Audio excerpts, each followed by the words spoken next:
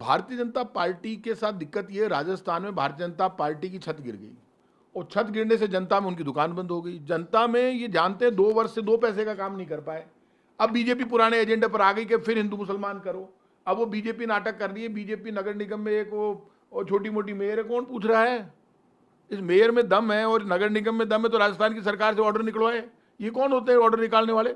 राजस्थान की सरकार निकाले ऑर्डर। ये इनके ऑर्डर नहीं चल सकते हैं। ऑर्डर राजस्थान पर लागू होता है। क्या राजस्थान में मुख्यमंत्री नहीं है क्या? इसका मतलब राजस्थान में मुख्यमंत्री भजनलाल शर्मा है ही नहीं। राजस्थान की सरकार फेल हो गई।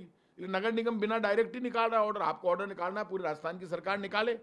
और आप कह रहे हो कि उसके ऊपर झटका और हलाल लिखा जाए। सब पे झटका और हलाल लिखा हुआ है और सब जानते हैं कि हलाल का जो नॉनवेज है वो जो जिस दुकान पर मिलता है वो कुरैशी समाज के लोग, मुस्लिम्स की दुकान है। यहाँ पे ऐसा हलाल और झटके का झगड़ा ही नहीं है। हलाल और झटका दोनों चल रहे हैं और उसको ज़्यादा शौक है तो राजस्थान की सरकार को अब झटके की मीट की दुकानें खुलवा देनी चाहिए।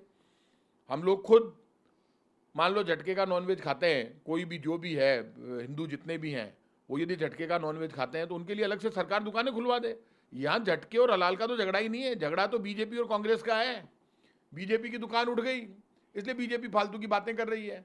और ये कई बीजेपी के छुटभैये नेताओं को बड़ा नेता बनने का शौक लगा हुआ है। वो अपने स्तर पर आदेश निकाल रहे हैं। उनका आदेश पहले राजस्थान की सरकार तो माने। राजस्थान की सरकार ही आदेश नहीं मानती। राइट ही नहीं है। किसी मेयर को आदेश निकालने का राइट नहीं है। आदेश निकालने का राइट, मैं खुद मिनिस्टर रहा हूं, सरकार में रहा हूं, मेयर सिर्फ अपने उसको जो इसके यहाँ अधिकारी लगा हुआ है कमिश्नर, उसको भेजेगी। कमिश्नर भेजेगा डीएलबी डिपार्टमेंट को और डीएलबी डिपार्टमेंट निकालेगा आदेश। कोई किसी मेयर का आदेश लागू नहीं होता। कौन पूछ रहा है मेयर को? कौन है मेयर? कौन बीजेपी कांग्रेस की मेयर? सरकार जवाब दे। अभी तक तो ये आदेश लागू ही नहीं हुआ। जब लागू होगा तब बात करेंगे।